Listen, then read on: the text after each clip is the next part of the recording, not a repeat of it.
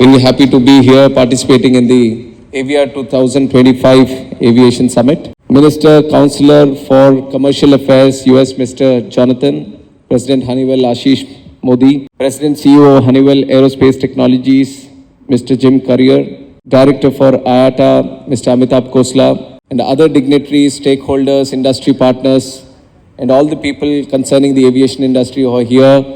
My warm good evening to each and every one of you, and namaste to all of you once again. So just 2 months ago, I had a very productive introduction with our US industry partners during the World Economic Forum in Davos.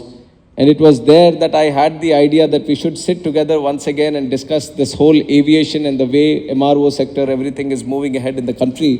And it's very good to see all of us together here, trying to collaborate, discuss the whole concept of how aviation is growing in the country. And I'm also delighted to see that this idea is taking shape, and my heartfelt appreciation to the US-India Aviation Cooperation Program and Hon'ble also for organizing this wonderful event. And I'm also eagerly looking forward to this program and for a much needed dialogue, which is very much important for all of us here today. And the tagline for today's program, which is Aviation India Ahead.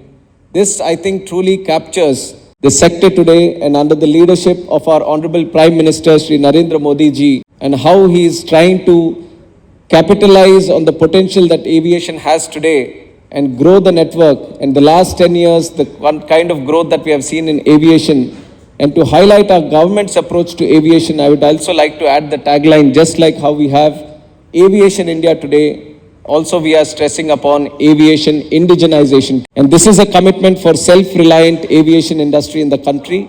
And we want to encourage our OEMs and MROs to set up their shops in the country and to grow their foot space in the country also. And I believe for all of that, we must also look at aviation integration ahead, which is a synergy of industry partners, including the airlines, OEMs, MROs, and also support from the government. And this is where I believe that it is going to be a powerful platform for building a cohesive and an efficient aviation ecosystem. I must take a moment to also acknowledge that US-India Aviation Cooperation Program is strengthening the bonds between the industry partners and officials of the two countries since its inception in 2007. ACP has been a cornerstone of our meaningful dialogue, and I also appreciate Hon'ble for efficiently utilizing this platform and creating a robust mechanism. As the fastest growing aviation market in the whole world, I see that this is the perfect time to partner with the Indian aviation. Government of India policies such as UDAN, which is Ude Desh Ka Aam Nagrik, has provided the much required springboard to Indian aviation shedding its previous limitations. Through various strategic initiatives, we have unlocked the potential of aviation in the country. Just in February, our Indian carriers have carried 1,40 lakh people, which is 11% more than February 2024. And in the coming years, domestic air traffic is projected to grow at 10 to 12%, with international traffic supposed to be growing at 10 to 15%.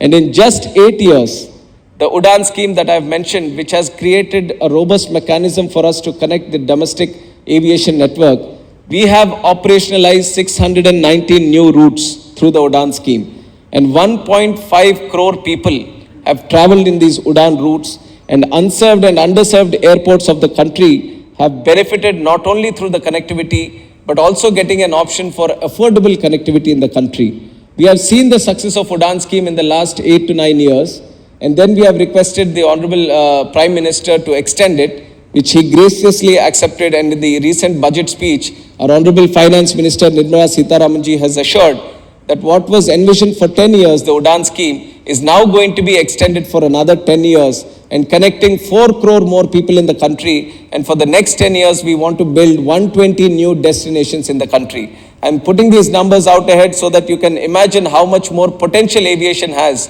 We have seen substantial growth in the last 10 years, but we are nowhere stopping here. We are just still in the beginning of the growth that we are seeing here today, and we want to capitalize more on this.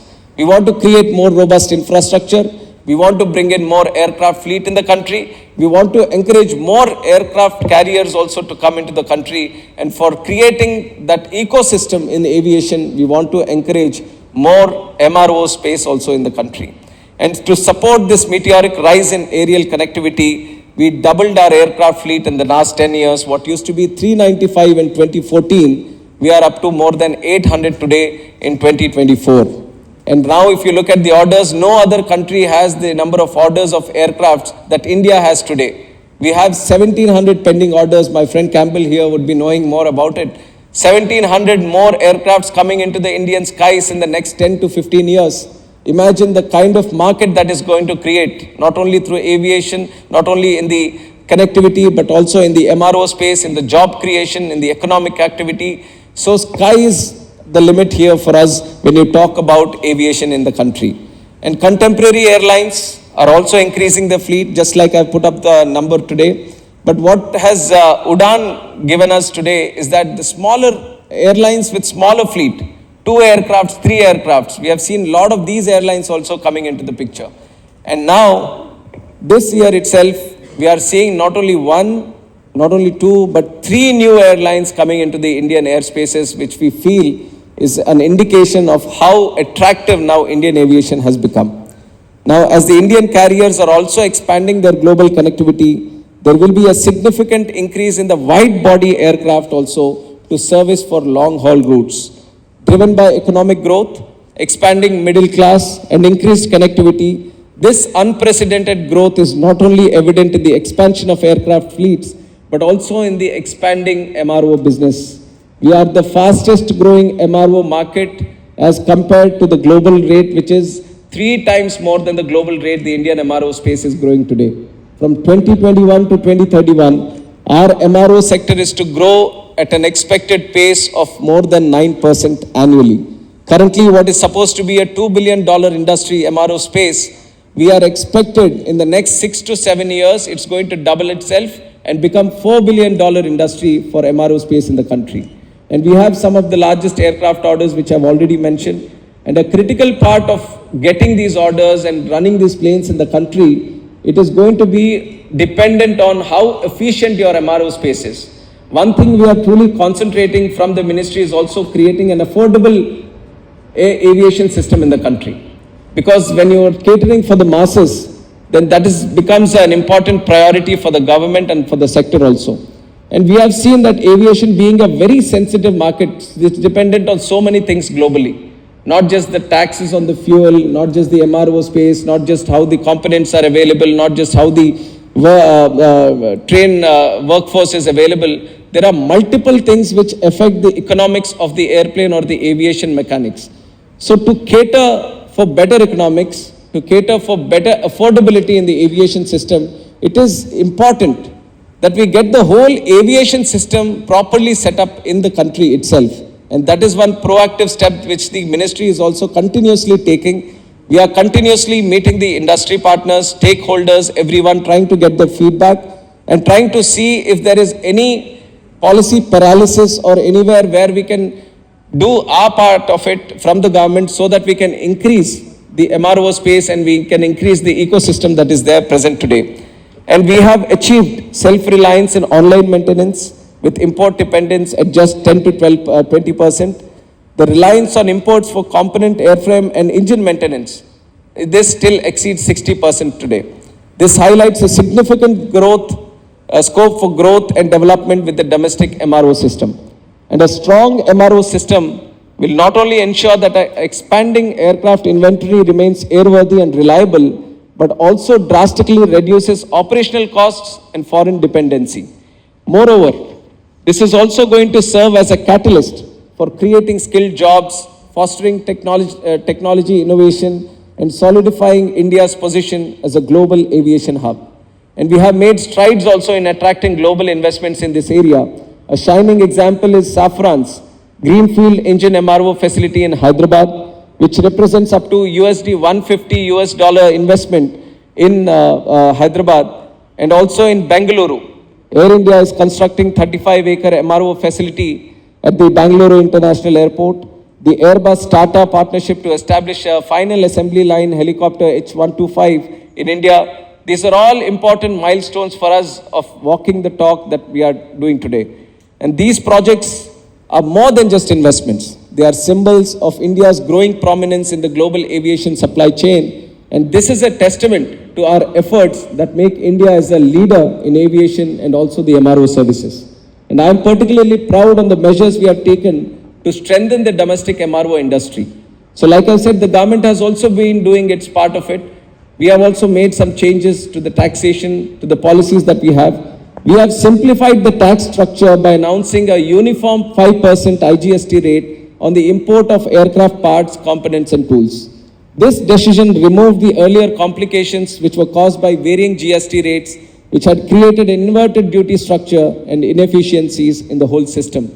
Reducing GST on MRO services to 5% in 2020 and treating subcontract transactions by foreign OEMs as zero-rated exports, this has enhanced the competitiveness of our domestic MRO industry.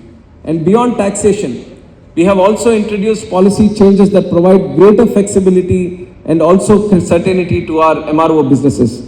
For example, in Union Budget 2024-25, we extended the export period for goods imported for repairs from 6 months to 1 year.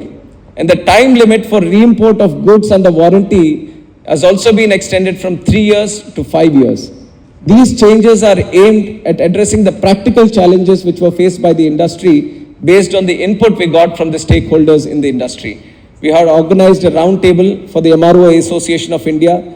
We had in-depth discussion with them.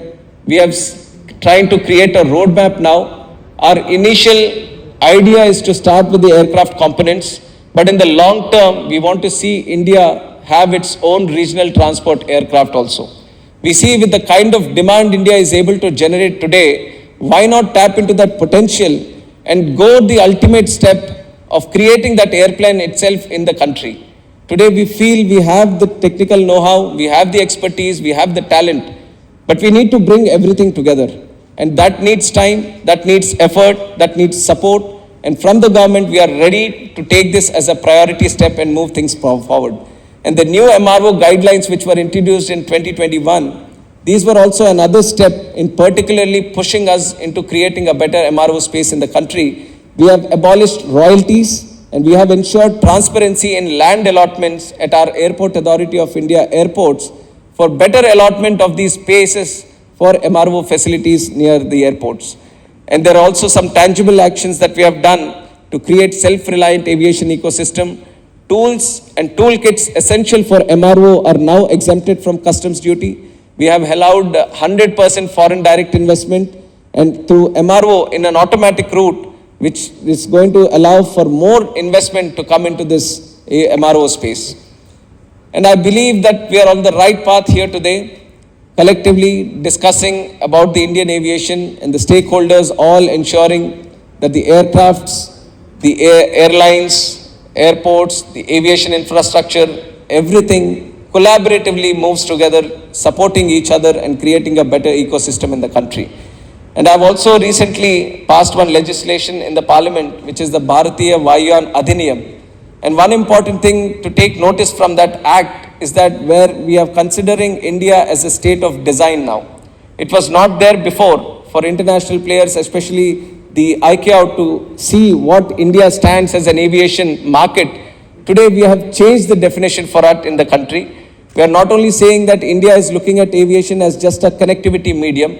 We want to see India evolve as a state of design, as a state of manufacture, as a state of maintenance for these aircrafts also, which is going to deepen our technical know-how, is going to establish a stronger system in the aviation network in the country.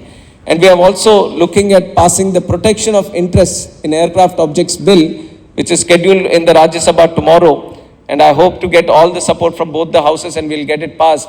And the reason here to get this one passed as soon as possible is to help the leasing industry, which is driving the aircraft market today.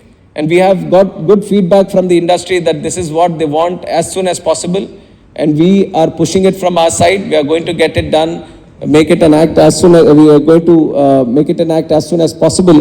And now with the coming of this act also, the leasing costs are going to reduce by up to 10% in the market, which is ultimately going to pass on to the consumer by having lower airfares. So it is with that process we want to speed up the passing of this bill. And the Indian carriers, we want them to lease more planes because that is the major requirement today. A lot of the MPs, whenever I go, they're all requesting for more connectivity today. They want better connectivity, more improved connectivity. And when I'm talking to the airlines also, the one thing that we are observing is that there is less fleet. The demand is so high that we are not able to cater them with the existing fleet today. So we want more planes to come into the country. And with better leasing methods, with a proper legislation backing the Indian leasing industry, we feel that there's going to be a good inflow of aircrafts coming into the country, which is ultimately going to provide for the demand that is being created. And as the airlines seek to provide more comfortable and high-tech experiences for passengers, the aircraft's interior sector is also becoming an integral part of our MRO system. And if we see that multiple dedicated aerospace parks and MRO facilities are also coming up, states have also innovatively come up with these parks.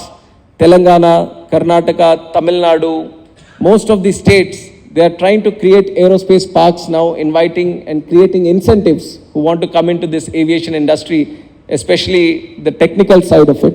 And to support this, we are also equipping nearly 3,700 aspiring aircraft maintenance engineers, AMEs. What is also important for us to go hand in hand with the growing industry is that you need to ensure there is proper workforce in the industry. So you not only cater for what is the demand today, but also for 5 years, 10 years and 20 years down the road, you have to see that you are able to churn that much potential workforce in the coming days also. So we have good setup of FTOs for the pilots, good setup of AMEs across the country, but we are also looking at expanding the training network in the country also. We want to set up more FTOs, we want to set up more AMEs, and we want to improve the standards also, so that these training centers not only cater for generating the workforce which is required locally, domestically, but we want people from across the world to come here and get trained. Now it is the other way around, where people from India are going abroad, getting trained and coming back to work in the aviation industry. We want to reverse this situation. We want to create high quality FTOs, high quality training institutions in the country, in the aviation industry, so that people across the world can come here and get trained. And along with this, one specific area that we are thoroughly focusing upon is having more women in the aviation industry. This is something which we have taken inspiration from our leader, our Prime Minister Narendra Modi ji, who believes in Nari Shakti, the power of women, and we want to bring it up to aviation. And we have a number which we all feel proud about today. The global aviation numbers in terms of how many pilots are working in the entire workforce, it is 5% as compared to the total workforce. But in India, we have 15% of pilots which are women in the entire workforce. So we are proud of that number.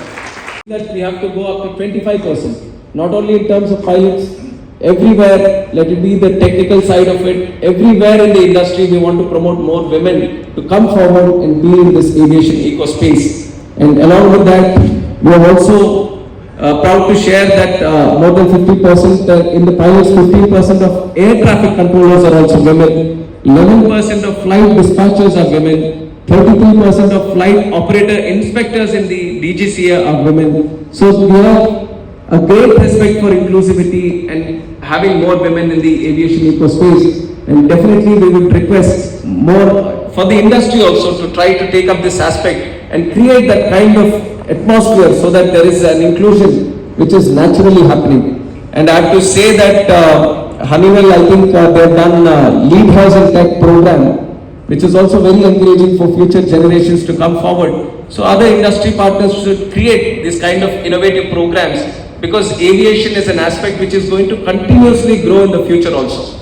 Unless you think about the future and try to bring these passionate people into the industry, you are going to hit a roadblock where you will have the demand, where you might have the machines, you might have the infrastructure, but you might not have the talent to run the system, to run the show. So it is equally important for us to look at this side of the story also. And I would like to thank Hon'ble also for doing their bit of it in this area. And I look forward to facilitate the American OEMs in the country also, as US leads the world in manufacturing and next-gen aircraft manufacturing with US partners like Boeing, Lockheed Martin. They're all present here. I would not make a point that, I would like to make a point that US-India Aviation Cooperation Program, they are also encouraging for more interaction, collaboration between the two countries, especially in aviation, which is a very priority sector for both the countries. And we have been doing a lot of exchange in this area, and I feel there is a need for further strengthening of the system. Both the countries are having a win-win situation in this. So definitely we need to take this collaboration in a stronger way forward. And India's future in the MRO sector is nothing short but truly promising. With the country's rapidly expanding fleet, increasing air traffic, and a growing demand for efficient and reliable maintenance services, India is also positioned to become the global hub for MROs also. And I'm sure that today's deliberations, which you are going to have, are going to lay a strong foundation for even greater collaboration and cooperation between the two countries in the aviation sector, and for building a vibrant aviation ecosystem that benefits both the nations. We need to have more such networking opportunities and more platforms where we can discuss the ideas and discuss the way and of the future. And these are very invaluable platforms. I once again like to congratulate US ACP and also Hon'ble and all the important players across the aviation industry from both the countries who have come here together.